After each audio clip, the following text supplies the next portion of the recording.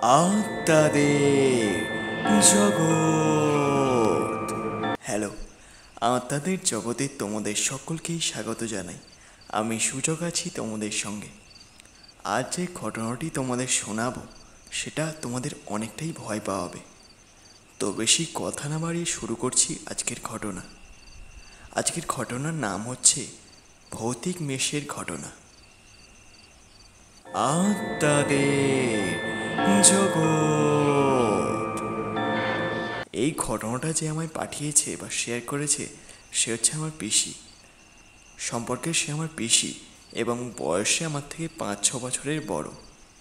যাই হোক, এবার মূল ঘটনায় আসি। তো আমার পিসি আইটিআই নিয়ে পড়ায় কোম্পানির কাজের সূত্রে তারা 4 বন্ধুরা মিলে গিয়েছিল আমেদাবাদ। সেখানে কোম্পানি থেকে তাদের একটা মেস দেওয়া হয় থাকার জন্য। এই মেসটাকে নিয়েই আজকের ঘটনা। তো তারা 2 দিনের ট্রেন জার্নি করে গিয়ে পৌঁছলো আমেদাবাদ। যে মেসটাতে ওরা ছিল তার বর্ণনাটা একটু দিই। মেসটা হচ্ছে 6 তলা এবং মেসের রুমগুলো হচ্ছে খুব নোংরা। সব সময় কেমন যেন একটা পচা পচা গন্ধ নাকে আসতো তাদের।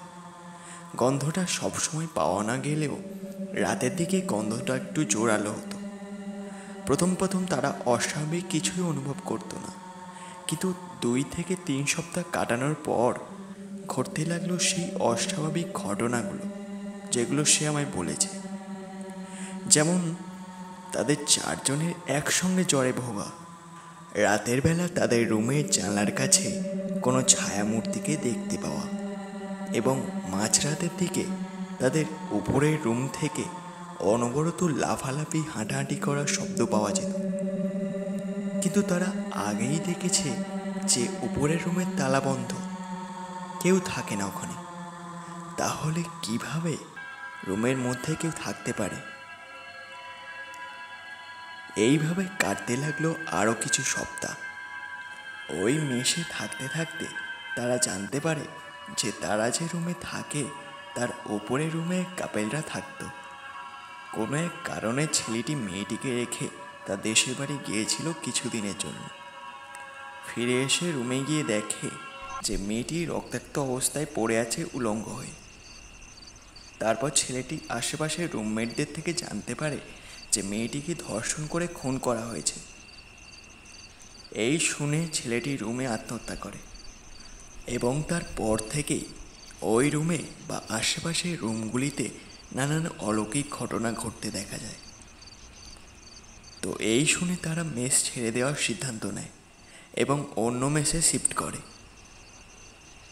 এরপর আমার পিসির কিছুদিন জ্বর ছিল, তারপর সব আগের মতো হয়ে গিয়েছিল।